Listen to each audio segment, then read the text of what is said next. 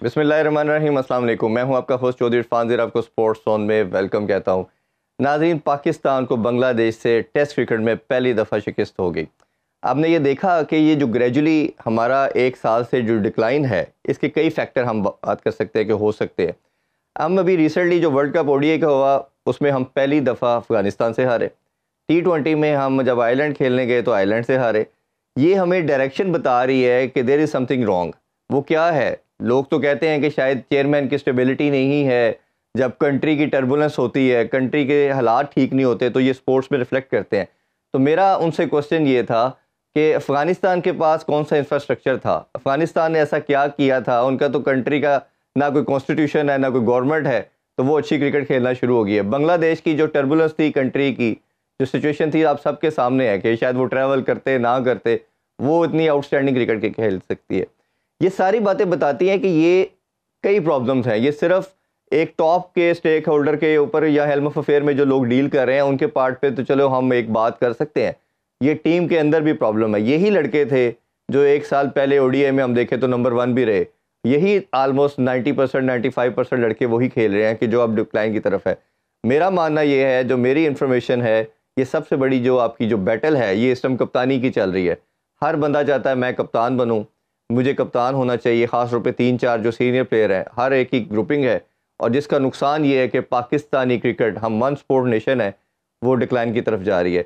इसके अलावा दीगर बहुत सी खबरें आज बड़ी डिटेल में बात करेंगे और हमारे साथ बड़े स्पेशल गेस्ट है जी आदिल भाई। जिस तरह मैंने इंट्रो में कहा कि ये बड़ा सैड और अनफॉर्चुनेट है कि हम एक वन स्पोर्ट नेशन रह चुके हैं। अब वो एक जो स्पोर्ट जिसमें पूरी नेशन जिसकी तरफ इंक्लाइंड है, उस पर इंटरेस्ट उसकी तरफ बढ़ता है, एक ऐसा डिक्लाइन शुरू हुआ है जो ख़त्म होने का नाम नहीं ले रहा। ओबियसली मैं भी बचपन से क्रिकेट को फॉलो कर रहा हूँ, देख भी रहे हैं, अब एज ए प्रोफेशनल भी देख रहे हैं। ये जो प्रॉब्लम अब आना शुरू हुआ है, हमने हिस्ट्री में कभी नहीं देखा। पाकिस्तान बुरा परफॉर्म करती थी, 1 ऑफ या 2 ऑफ आपकी बुरी सीरीज गई, फिर आप इम्प्रूव कर जाते हैं। ये जो कंटिन्यूसली डिबैकल और डिजास्टर है, मेरी नज़र में तो ये कप्तानी की जंग है सबसे बड़ी रीज़न। आप क्या समझते हैं? क्या ऐसे एरियाज हैं जिनकी वजह से या प्रॉब्लम्स आई, पाकिस्तान इस तरह के कंटिन्यूसली डिप में जा रहा है? देखिए, कप्तानी का जो इस वक्त एक नज़र आ रहा है बैटल हमें, ये तो एक बहुत ऑब्वियस सी रीज़न है। आई थिंक वो जो एक क्लिप आजकल इंटरनेट पे गर्दिश कर रहा है और काफ़ी वायरल भी हुआ है कि जी शान ने जो है वो शाहीन शाह अफरीदी के कंधे के ऊपर हाथ रखा है। एंड इट इज़ ऑब्वियस, इसकी कोई भी बंदा एक्सप्लेनेशन दे दे, बट ये ऑब्वियस है कि शाहीन ने उसको बहुत ही एरोगेंस के साथ जो है ना वो अपना हाथ अपने कंधे से जो है वो हाथ हटाया है। I think that sums up the mood in the camp right now. Pakistan cricket के इस वक्त ड्रेसिंग रूम का जो माहौल है उसको ये सम अप कर देता है। लेकिन देखिए, मैं इस बात को बिल्कुल इससे डिसएग्री करता हूं। काफी सारे लोग कह रहे हैं कि रीसेंट डिक्लाइन नहीं। ये हादसा जो है ना, ये एक पल में नहीं हुआ है। ये it took around 3 years in the making. ये 3 साल पिछले अगर आप देखें, so it has been a continuous decline of Pakistan cricket. और ये इसकी जो वजह मेजर नजर आती है वो क्या नजर, देखिए, हर टीम जो है उसका एक सर्टेन कोर होता है, कोर प्लेयर्स होते हैं, चाहे वो फुटबॉल टीम हो या क्रिकेट टीम हो, जो भी टीम स्पोर्ट होता है, कुछ 4 या 5 प्लेयर्स होते हैं जो कि इस टीम को चलाते हैं। कोई एक परफॉर्म 2 या 3 को उसमें परफॉर्म करना होता है। Somebody takes up the responsibility someday, और वो जाके जो है परफॉर्म कर देता है। कोई 2 प्लेयर या 3 प्लेयर परफॉर्म कर देते हैं कोर में से। हमारी बदकिस्मती ये हो रही है कि हमारे जो ये 3 कोर प्लेयर जिसपे हमारी पाकिस्तान क्रिकेट टीम की इस वक्त बुनियाद थी, जिसमें शाहीन है, रिजवान है और बाबर आजम है, इसमें ये तीनों कंसिस्टेंटली परफॉर्म कर रहे थे। लेकिन फिर उसके बाद पिछले कोई 1.5 साल 2 साल, और अगर आप लिमिटेड ओवर्स क्रिकेट ले आए तो उसमें आप इसमें हमारे बॉलर्स वगैरह को भी जो शामिल कर सकते हैं, एंड उसमें मैं 1 या 2 खिलाड़ी और शामिल कर सकता हूँ। प्रॉब्लम हमारी ये हो गई है कि इनमें से कोई, रिजवान के अलावा आपको कोई भी परफॉर्म करता हुआ नजर नहीं आ रहा। We were very dependent on Babar's performance. हम बहुत डिपेंडेंट थे शाहीन की परफॉर्मेंस के ऊपर। ये नहीं कर रहा है। अच्छा, मैं इसमें ना आदिल भाई 2 चीजें ऐड करना चाहूंगा, साथ साथ हम ना इस पर डिटेल में डिस्कशन भी करते चले जाते हैं। रिजवान ने बड़ा शानदार पहले खेला। अगर इस टेस्ट के ज़रा हम डायसेक्शन करेंगे तो ज़रा ज़्यादा क्लैरिटी के साथ बात हो पाएगी। टेस्ट में देखें तो रिजवान सबसे अच्छा खेले, पहली इनिंग्स में बड़ा शानदार खेले। सेकंड इनिंग्स में जब वो खेलने आए तो वैसे खेल रहे थे जैसे T20 खेल रहे हैं। आपके साथ कुछ पार्टनरशिप लगी भी, अब्दुल्ला शफीक के साथ बाबर भी थे।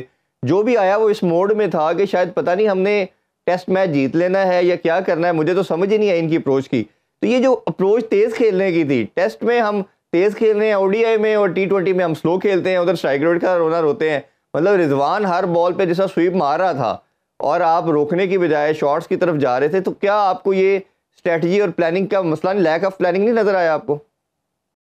नहीं, लैक ऑफ प्लानिंग तो हमारे यहाँ देखिए, हम और अगर हम कोई प्लान बनाकर भी चले जाएं, हम कितना वो प्लान फॉलो कर लेते हैं। लाइक समटाइम तो आई फील, आप देखिए कि गैरी कर्स्टन ने भी जो आके एक रिपोर्ट सबमिट की थी मोहसिन नकवी को आफ्टर द वर्ल्ड कप, जिसके ज़ाहिर खदोखाल हमें तो कुछ पता चल गए हैं, लेकिन वो तफसीली रिपोर्ट क्या है हमें पता नहीं। उसमें जो एक बड़ा इंपॉर्टेंट पॉइंट था वो यही था कि जी खिलाड़ी जो, ये हमारे तक जो खबरें पहुंची हैं कि जी जो डिसाइड किया जाता था ड्रेसिंग रूम में मैच प्लान, खिलाड़ी वहां पे जाके उस पर अमल ही नहीं करते। यानी आप हैरान, गैरी कर्स्टन का ये अपेरेंटली जरा ये कहते हैं, कहना है उस रिपोर्ट में कि वो हैरान हो जाता है कि यार हम तो क्या स्ट्रैटेजी डिस्कस करके गए थे, या हमने कहाँ बॉल करानी थी, हमारे बॉलर्स वहां पे क्या कर रहे हैं। देखिए चौधरी साहब, एक बात समझने की जरूरत है और वो ये है कि whether it's the social media या may be it's the team management, जो इनके प्लेयर मैनेजर्स होते हैं या क्या होते हैं, सर हमने कुछ मॉन्स्टर्स क्रिएट कर दिए हैं, ये बात समझनी पड़ेगी। सीरियसली स्पीकिंग, मैं बाबर को क्रिटिसाइज कर दूं अपने सोशल मीडिया पे, जिस तरह तूफान बदतमीजी हमें जो है वो फेस करना पड़ता है, मैं तो हैरान रह जाता हूं कि यार छोटे छोटे से बच्चे अक्सर जाके आपको उनकी उम्र पूछनी पड़ती है, बेटा डीपी से तो तुम अपनी जो हो वो 20-22 साल के लग रहे हो,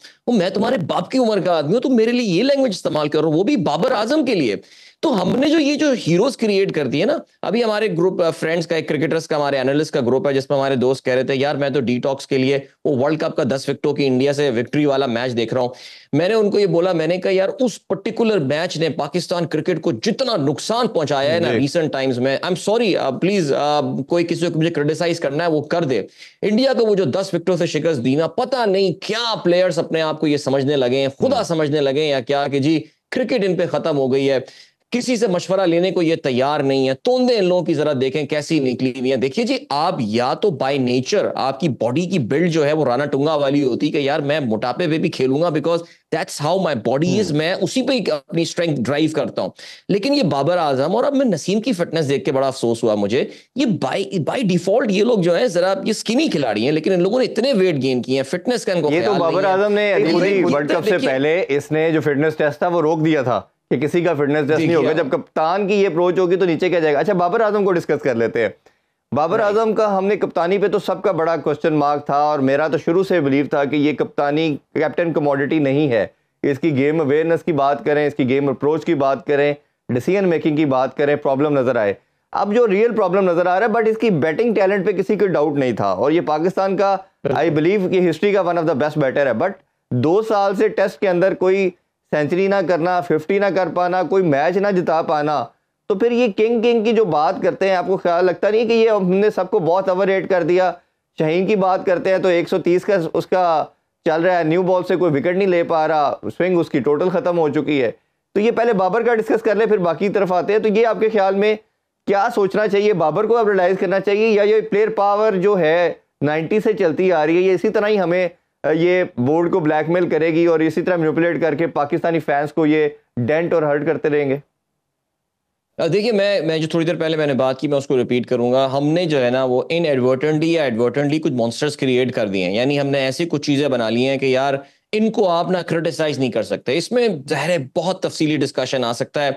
आप कप्तानी से हटाना सरफराज को, खैर हम कराची वाले तो वैसी बदनाम है कि घूम फिर के हर चीज हम सरफराज पे ले आते हैं। मैं तो क्राइम समझता हूं जी, चैलेंज करनी पड़ेगी वो बात कि एक T20 टीम जो 11 सीरीज जीतती हुई आ रही है, क्योंकि उस वक्त के जो वजीर आजम थे जी, उनको सरफराज की बॉडी लैंग्वेज पसंद नहीं आई वर्ल्ड कप के एक मैच में जमाइयां लेते हुए, तो उन्होंने कहा यार ये तो कप्तान है ही नहीं, इसको हटाओ। कप्तान आप लेके आ गए बाबर आजम को। अब चौधरी साहब, हम और आप क्रिकेट ज़ाहिर है हमने तो एनालिस्ट की हैसियत से हम देखते हैं, हमने PSL में भी बाबर की कप्तानी देखी हुई है, उन्होंने कराची किंग्स के साथ क्या किया था, एक जीती हुई टीम का क्या हुआ था। और आप ही के शो में शायद मैं पहले भी यही बात कर चुका हूं कि जी एक जीती हुई टीम जो चैंपियन टीम थी कराची किंग्स, उसका बाबर की कप्तानी के बाद क्या हुआ।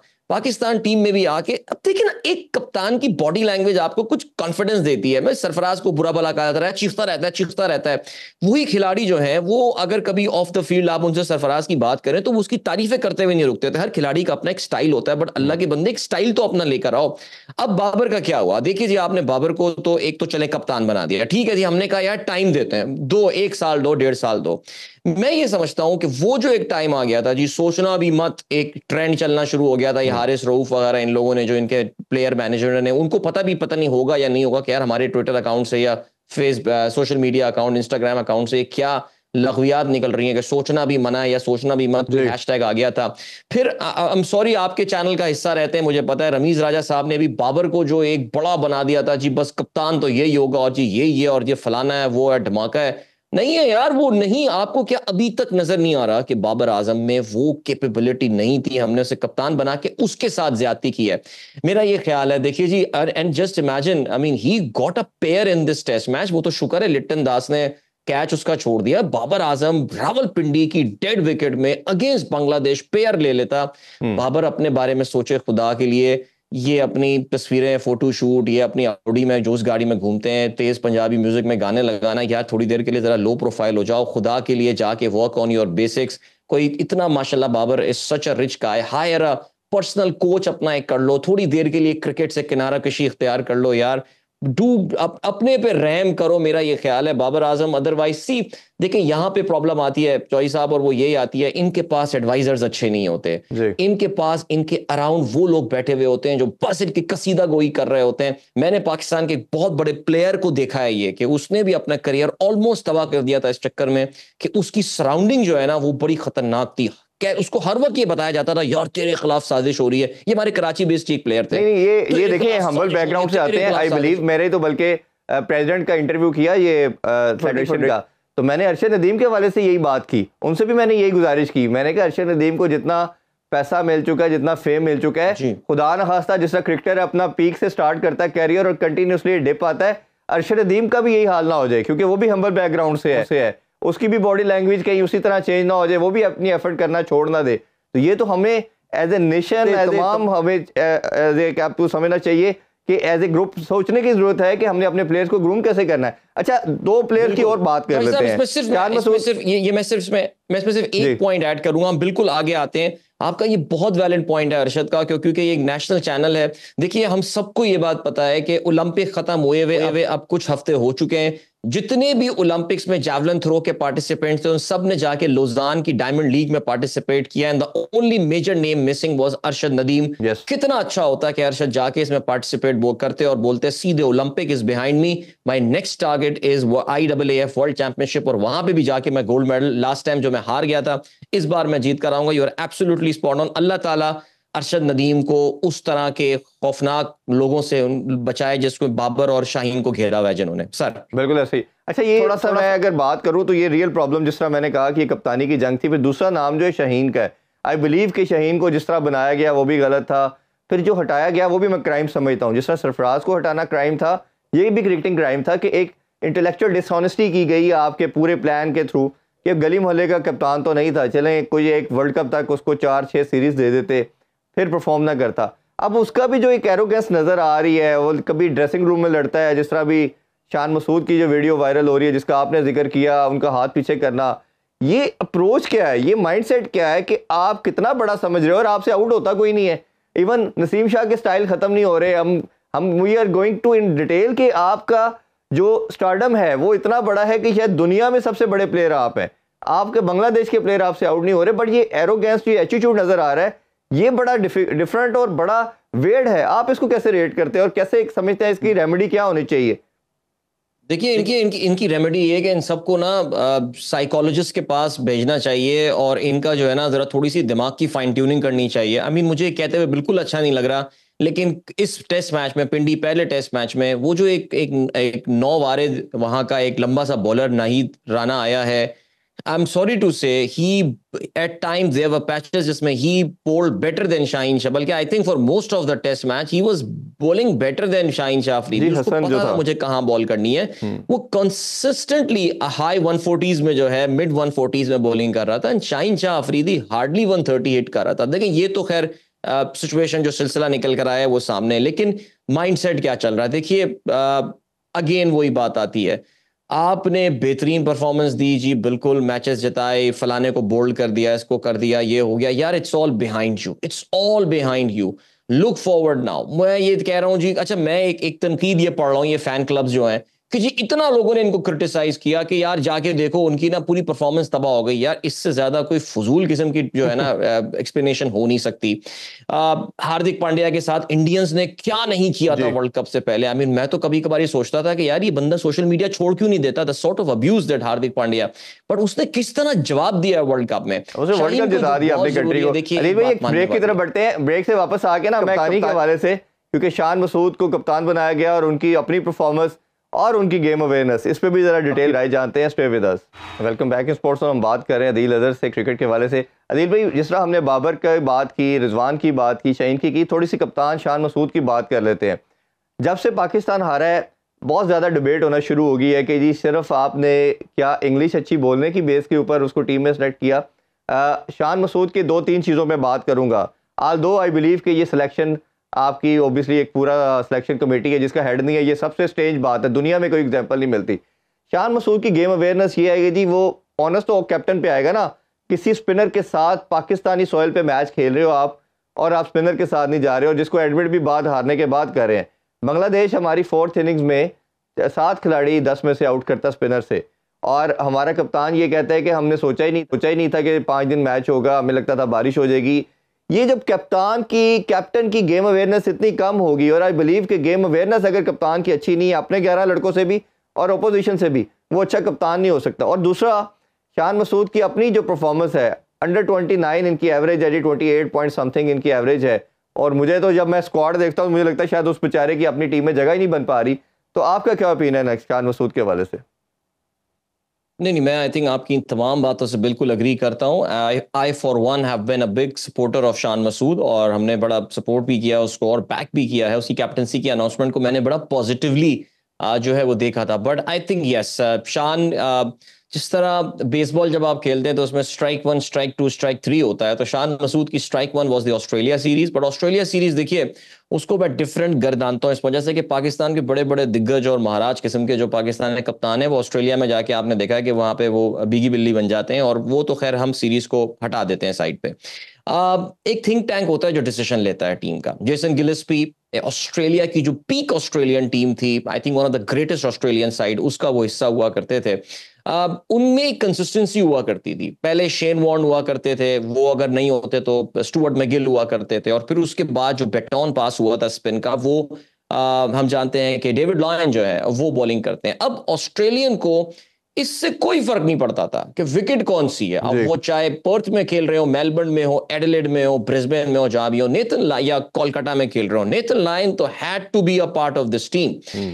ये चीज मुझे बड़ी हैरत हुई कि यार एक जेसन गिलेस्पी जैसा आदमी वहां मौजूद है, और फिर उसके अलावा शान मसूद, जो कुछ भी आप कह दें, देखिए फिर भी आपको बजाय लगता था कि उसका एक्यूमेंट बड़ा अच्छा है। मैं उसकी परफॉर्मेंस पे अभी आता हूं, लेकिन उसके जस्ट थिंकिंग एक्यूमेंट, ज़ाहिर है यॉर्कशायर ने कप्तान बनाया हुआ है, ज़ाहिर है कुछ सोच के बनाया होगा कुछ।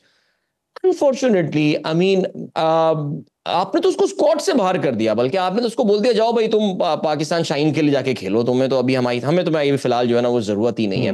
Very disappointing decision. I think अगर विकेट में स्पिन भी कर रही है यार, पाकिस्तान की जो विकेट है ये समझनी पड़ेगी ये बात, हमारी जो मिट्टी है ये समझनी पड़ेगी बात। अब क्यूरेटर भी हम इंपोर्ट करके ऑस्ट्रेलिया से ले आए, जाहिर है हो सकता है कुछ अरसे में वो अपना जलवा दिखा दें। एक तो वहां भी धोखा हो गया ना, बाकायदा रिपोर्ट मंगवाई गई है अब कि यार ये हुआ क्या, ये तो एक ग्रीन टॉप विकेट थी, इस पे तो बॉल ना सीम हुआ बाद में, और बाद में स्पिन होना शुरू हो जाता है। एक तो ये पॉइंट हो गया। I think very disappointing from Shan Masood, no defending there, but उसकी अपनी परफॉर्मेंस ये एक बहुत बड़ा फैक्टर है। एज आई सेड, स्ट्राइक 2 हो चुकी है ये बांग्लादेश वाली सीरीज। देखिए दूसरा टेस्ट मैच चौधरी साहब हम जीत भी जाते हैं, 1-1 सीरीज अगेंस्ट बांग्लादेश, इफेक्टिवली हम अपना दरवाजा जो है वो वर्ल्ड टेस्ट चैंपियनशिप, तो खैर सोच के भी हंसी आती है कि यार ये क्या टीम फाइनल खेलेगी, नंबर पे आ चुके हैं हम रैंकिंग में, ये तो बॉटम में कहीं रह जाए तो ये, और बांग्लादेश हमसे जीतने के बाद 6 नंबर पे चला गया, हम 8वें नंबर पे आ गए। आज बिल्कुल ऐसे ही है। मैं वही कह रहा हूँ ना, शान के पास अब टाइम बहुत कम रह गया है, बहुत कम टाइम रह गया है। He has to perform in this match, वरना फिर पता है आपको, पर डर भी यही लगता है कि अब शान मसूद अगर फर्ज करें यू डिसाइड के जी कप्तान नहीं रहता, हमारे पास अब ऑप्शन क्या बची है? क्या आप सऊद शकील को अभी ऑलरेडी कप्तानी देने को तैयार हैं, या फिर आप सरफराज को बुलाएंगे वापस और बोलेंगे सैफी भाई कप्तानी? बिकॉज प्लीज, अगर अब खैर I think we are discussing it a bit early right now, लेकिन वाकई इस वक्त बड़ा ही हमारे यहाँ एक डर्थ है, कैप्टनसी का डर्थ है इस वक्त पाकिस्तान में, डेप्थ का, जिसका कल मोहसिन नकवी साहब ने सही इजहार किया। अच्छा, मैं इसकी तरफ मोहसिन नकवी साहब की तरफ आना चाहूंगा। इससे पहले मैं टीम के वाले से लास्ट क्वेश्चन एक ये करना चाहूंगा। डिजास्टर की जो डिटेल है ना, सबसे बड़ी रीजन मुझे नजर आई, जिस तरह इन्होंने स्क्वाड में एक अबरार रखा, उसको नहीं खिलाया। हम पाकिस्तानी को स्पिनर नहीं प्रोड्यूस कर पा रहे, अनफॉर्चुनेट है। हमने ओडीआई में भी देखा, T20 में भी देखा, अब टेस्ट की बात है। हमने नुमान अली को काफ़ी अर्सा रखा, 2-2.5 साल, साजिद खान को रखा, दोनों को बाहर कर दिया।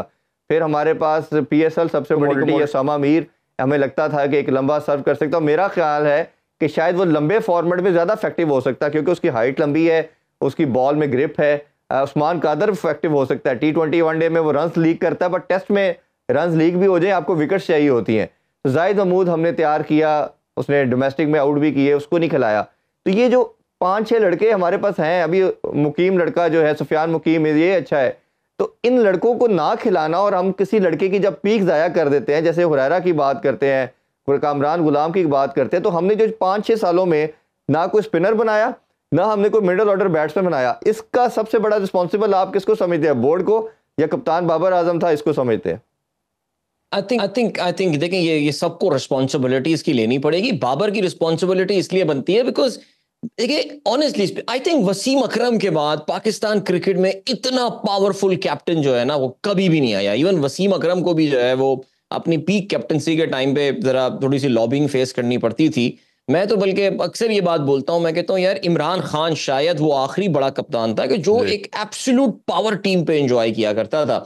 उसके बाद बाबर आजम, आपने उसकी सिलेक्शन, और उसमें अगेन आई कम बैक कि रमीज राजा का एक बड़ा इंपॉर्टेंट रोल था इनको इतना ऑल पावरफुल बनाने का। सारी पावर दे दी थी। रिस्पॉन्सिबिलिटी तो लेनी पड़ेगी, see Babar can not escape that responsibility, but then there is selection committee. आपने ये कुछ स्पिनर्स के नाम लिए, हमारे साथ जो एक बहुत बड़ा इशू है ना चौधरी साहब, वो है कि हमें जो है ना वो एक्स फैक्टर वाले प्लेयर्स चाहिए होते हैं। यानी यार जिस बंदे में एक्स फैक्टर हो। अच्छा, अनफॉर्चुनेटली जाहिद महमूद हुए, नुमान हुए, साजिद हुए, ये वो हैं कि खिलाते रहे आपको, कहीं ना कहीं कुछ मैच में विकेट दिला के जो है ना वो दे देंगे, कहीं ना कहीं दे देंगे, लेकिन शायद वो पर्सनालिटी वाइज या आपको ऐसा लगता है कि यार वो लगता हमारे चाहिए जी मिरेकल हो गया है एक, और ये चीजें, और हम ये एक्सपेक्ट भी करते हैं कि यार कोई ना कोई खिलाड़ी हमें जो है ना चमत्कार करके दे देगा इस मैच में, और वो कभी उसने कर दिया हो जिसकी बुनियाद पे उसकी जो है ना पूरा का पूरा। ये लास्ट क्वेश्चन, टाइम की किल्लत है, मैं आपसे जानना चाहूंगा, ये जो वकार यूनुस को पहले वहाब को सारी पावर दी मोहसिन नकवी साहब ने, अब वकार यूनुस को दे दी है,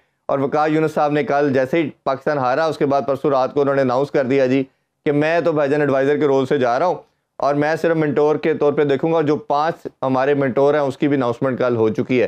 तो ये अब मोहसिन नकवी साहब को कैसे देखते हैं? सर्जरी भी उन्होंने नहीं की, कल भी उनका लाहौर में प्रेस कॉन्फ्रेंस की, और काफ़ी वो नाराज़ हुए सहाफ़ियों से जब उन्होंने कहा कि आपके पास तो टाइम नहीं है, आप कैसे देखेंगे? उन्होंने कहा जी मैंने किसी मर्जी से नहीं जाना, मैं क्रिकेट ठीक करके जाऊँगा। अब वो आपको लगता है कि वो इंटीरियर मिनिस्टर भी है, सेनेटर भी हैं, चेयरमैन PCB भी है, it's a full time job, क्या वो जस्टिफाई कर पाएंगे? और आपको लगता है कि किस तरह वो कर पाएंगे, और इसका सोल्यूशन क्या आपकी नज़र में हो सकता है? With all due respect I am saying that कल पाकिस्तान क्रिकेट बोर्ड के बैकड्रॉप पे बैठ के बलूचिस्तान में टेररिज्म के हवाले से बातें हो रही हैं, ठीक है जी। उस मुल्क में जिसको अगले कोई 6 महीने में अपनी तारीख रीसेंट हिस्ट्री का 96 वर्ल्ड कप के बाद सबसे बड़ा इवेंट होस्ट करना है, signal is that giving to the world. I mean India इसको किस तरह एक्सप्लॉइट करेगा? उन्हें तो एक रीजन चाहिए पाकिस्तान ना आने के लिए, और हम ये क्या रीजन प्रोवाइड कर रहे हैं कि मुल्क का जो चेयरमैन है क्रिकेट बोर्ड का, क्योंकि वो इंटीरियर मिनिस्टर पाकिस्तान की इस वक्त सबसे चैलेंजिंग मिनिस्ट्री है, उसको वो भी हेड कर रहा है, और वो आके जो है वो PCB के पोडियम पे बैठ के टेररिज्म के ऊपर सवालात के जवाब दे रहा है। वेरी बैड ऑप्टिक्स, इसके बारे में सोचना चाहिए। पॉइंट नंबर 2 जो आता है वो ये आता है कि ये एडवाइजर वाली क्या कहानी है? क्यों एडवाइजर चाहिए आपको? इसलिए एडवाइजर चाहिए बिकॉज आप टाइम नहीं निकाल पा रहे। क्या एहसान मानी के पास कोई एडवाइजर था?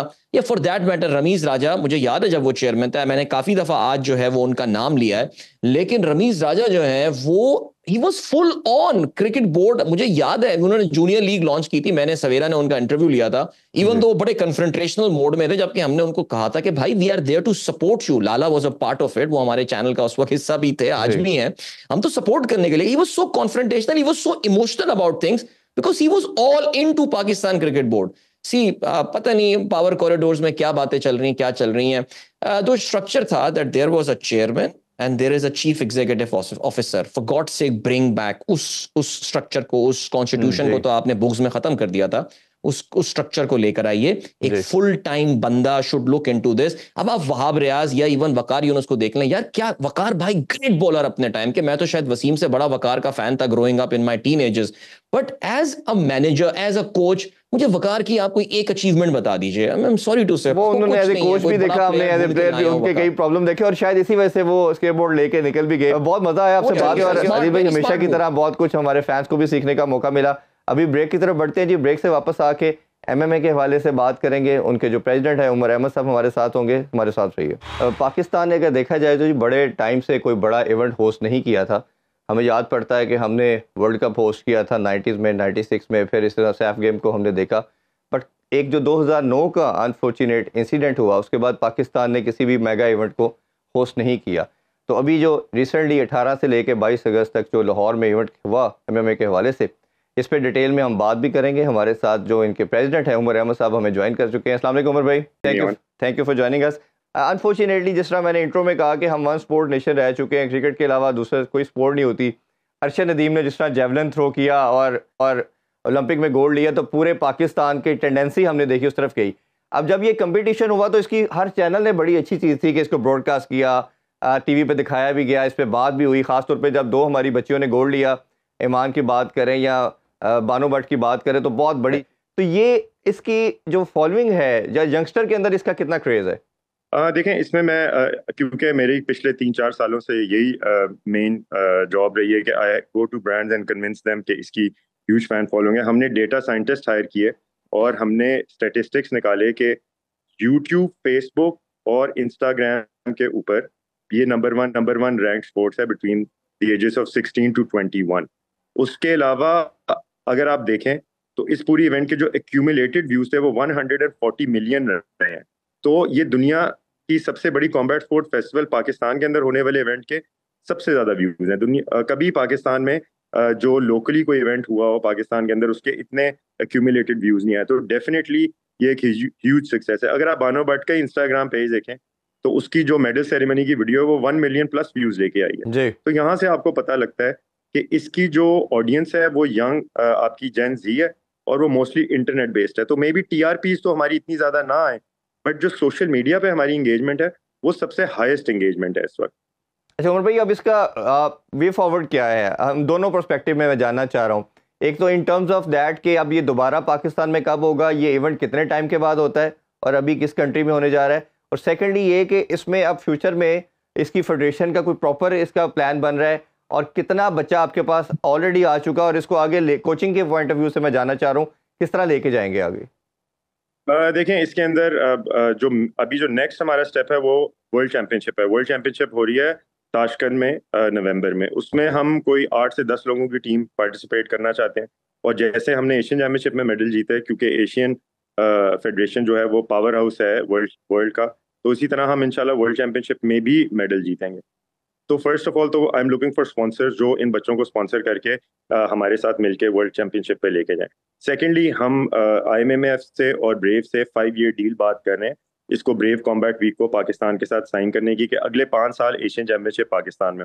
आपने जैसे कि देखा कि जितने भी ममालिक से लोग आए उन्होंने हमारी हॉस्पिटैलिटी की तारीफ की, उन्होंने जो मेटिकुलस किस्म की हमारी इवेंट मैनेजमेंट थी उसकी तारीफ की। तो हमारा पाकिस्तान का एक बहुत अच्छा इंप्रेशन गया है। हमें प्राइम मिनिस्टर साहब ने अभी बुलाया है, हमारी प्राइम मिनिस्टर साहब के साथ मीटिंग है और उसमें मैं प्राइम मिनिस्टर साहब से रिक्वेस्ट करूंगा कि वो हमें हेल्प करें 5 साल के लिए इसको सिक्योर करने के लिए। तो ये तो हो गया हमारा यहाँ का। उसके अलावा हमने एक एथलीट डेवलपमेंट प्रोग्राम बनाया जिसको हम ADP कहते हैं। जो ADP है उसमें हमने करियर पाथ दिया है पाकिस्तान के बच्चों को, जिसके अंदर हम स्कूल्स और कॉलेजेस में स्पोर्ट्स को लेके आए हैं। वो वाइट कॉलर फाइट लीग में इसमें पार्टिसिपेट करते हैं। उसके बाद जो लड़के उसमें अच्छा परफॉर्म करते हैं, अभी हम गवर्नमेंट ऑफ पाकिस्तान और प्राइम मिनिस्टर यूथ प्रोग्राम के पैट्रनेज के अंदर एक नेशनल चैंपियनशिप निकाल रहे हैं। ठीक है, जहां तक आप उस नेशनल चैंपियनशिप में जो बच्चे परफॉर्म करेंगे उनको हम गारंटी करेंगे एशियन चैंपियनशिप और वर्ल्ड चैंपियनशिप में पार्टिसिपेशन की। उसमें जो बच्चे परफॉर्म करेंगे उनको हम ब्रेव CF पे साइन करेंगे, विच इज द रोड कह लें पाथवे टू UFC। अभी तक कोई भी पाकिस्तानी UFC नहीं गया और मैं उम्मीद करता हूं कि रिजवान अली जो 8 and 0 है जिसको हम मैनेज भी कर रहे हैं, ही विल बी इंशाल्लाह द फर्स्ट पाकिस्तानी। उसने जो इंडियन फाइटर अंशुल जूबली को कॉल आउट किया है, वो इस वक्त इंडिया में सबसे वायरल पोस्ट रही है 3 दिन। अच्छा। तो अगर आप देखा जाए तो पाकिस्तान इंडिया की जो फाइट थी वो दुनिया में नंबर 3 ट्रेंडिंग थी, और जो अंशुल जूबली का कॉल आउट था वो नंबर 1 ट्रेंडिंग था इंडिया में।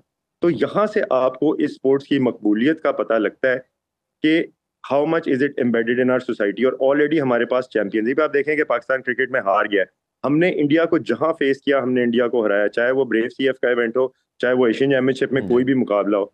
तो हमारी जो पोजीशनिंग है एज ए टीम वो बहुत बेहतर है एज कम्पेयर टू बाकी रीजनल कंट्रीज से। बिल्कुल। अच्छा उमर भाई, मैं लास्ट क्वेश्चन आपसे ये जानना चाहूँगा, अभी ओबियसली जिस तरह हम क्रिकेट के हवाले से बात कर रहे हैं कि भारत पाकिस्तान आएगा नहीं आएगा, आपको लगता है कि कहीं ना कहीं ये एक ऐसा एवेन्यू बन चुका है या प्रेसिडेंट के तौर पे हम पेश कर सकते हैं कि इतना भारतीय प्लेयर आए, पार्टिसिपेट किया, ओबियसली जिस तरह आपने भी बताया, मीडिया ने भी दिखाया कि वो बहुत सेटिस्फाइड थे, बड़ा खुशी से वो सारा अपना जर्नी इधर करके और फिर वो ट्रैवल करके गए हैं। तो ये उस पर्सपेक्टिव में आप कैसे देखते हैं फॉर द दीगर स्पोर्ट्स के? देखिए जी, जितने भी ग्लोबल न्यूज आउटलेट्स थे, जिसके अंदर बीबीसी था, इंडिपेंडेंट था, जिसमें अरब न्यूज था, उन्होंने सब ने कवर किया कि बहुत ज्यादा जो इंडियन एथलीट्स हैं उन्होंने पाकिस्तान की तारीफ की, इंडियन कोचेज ने पाकिस्तान की तारीफ की। उन्होंने कहा ये मुल्क बहुत सेफ है, हमें जो है गलत किस्म की चीजें बताई जाती हैं। So I think this is a very very good perspective के दुनिया को पता लगे कि पाकिस्तान एज ए कंट्री बड़े इवेंट्स को शोकेस कर सकती है, एथलीट्स को सेफ रख सकती है। और you know at the end of the day जब आप एक कंट्री का अच्छा इमेज दुनिया को दिखाते हैं, पीपल वांट टू कम, ये इसका एक इंटरनल इकोनॉमी बनती है। अब आप देखें कि हमने गवर्नमेंट से कोई हैंड आउट या फंडिंग नहीं ली है, हमने प्राइवेटली सिक्योर की थी फंडिंग। इसमें हम इतना बड़ा इवेंट पाकिस्तान की हिस्ट्री का अगर गवर्नमेंट फंडिंग के बगैर करा सकते हैं, तो इसका मतलब ये है कि बाकी फेडरेशंस भी इस तरह कर सकती हैं। तो ये हमारी जो टीम है उसका हार्डवर्क है, जो कि हमारी छोटी सी टीम है, और उसने ये इतना बड़ा इवेंट जो है वो पॉसिबल बनाया। तो उमर भाई, ये अब लास्टली मैं फिर आपसे ये जानना चाहूँगा कि हमने 6 इसमें मेडल हासिल किए, 2 गोल्ड है और 4 हमने सिल्वर किए।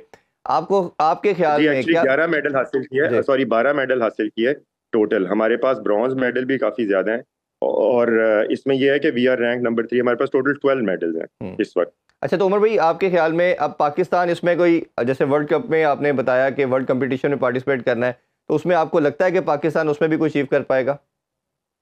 आई थिंक जी पाकिस्तान टॉप 5 का बिल्कुल है कंपेटिटर, क्योंकि अगर आप देखें तो दुनिया की जो 7 वर्ल्ड की टॉप टीम्स हैं वो सारी एशिया से हैं, सॉरी 6।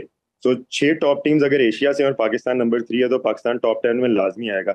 मुझे बहुत उम्मीद है कि बानो और ईमान इसी तरह हमारे लिए पोडियम पे खड़ी होंगी, और मुझे 2-3 लड़के जो हमारे 3-4 लड़के जो सिल्वर मेडल और ब्रॉन्ज मेडल जीते हैं, मुझे उनसे भी बहुत उम्मीद है।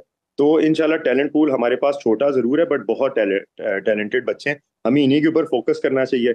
और इंशाल्लाह आप देखेंगे कि आने वाले वक्तों में हम जो है वो इसी तरह मेडल्स देखेंगे। मेरी एक गवर्नमेंट के लोगों से बड़ी गुजारिश है कि they should keep an I on this sport, क्योंकि इसकी एक मकबूलियत भी बहुत ज्यादा है। सेकेंडली हम we are always the winners in this sport. तो अगर वो इसको फरोग देंगे तो ये स्पोर्ट आगे बढ़ेगी, और ये क्रिकेट के बाद नंबर 2 स्पोर्ट होगी। इससे क्रिकेट के ऊपर भी प्रेशर हटेगा। जब क्रिकेटर्स परफॉर्म नहीं करेंगे तो उनको ये नहीं लगेगा कि दुनिया एंड हो गई, उनको पता होगा कि जैसे स्पोर्ट्स नहीं है जिसमें पाकिस्तान उमर भाई अरशद नदीम ने किया है, या दुनिया में बहुत कम जी इन दोनों बच्चियों ने किया है पाकिस्तान का नाम फख्र से बुलंद। तो ऑब्वियसली हम तमाम चाहते हैं और हमारा भी यही है कि पाकिस्तानी हर प्लेटफॉर्म पे जब भी अपना नाम रोशन करे हम उसको हाईलाइट करें। उमर भाई बहुत बहुत शुक्रिया आपके टाइम का, और आपकी जो कोशिशें हैं, आप जो एफर्ट कर रहे हैं इस स्पोर्ट के लिए, अल्लाह ताला उसमें आपको मज़ीद कामयाबी अता करे जी। अभी आपसे इजाज़त चाहेंगे, अपना बहुत ख्याल रखिए। अल्लाह हाफिज़। पाकिस्तान जिंदाबाद।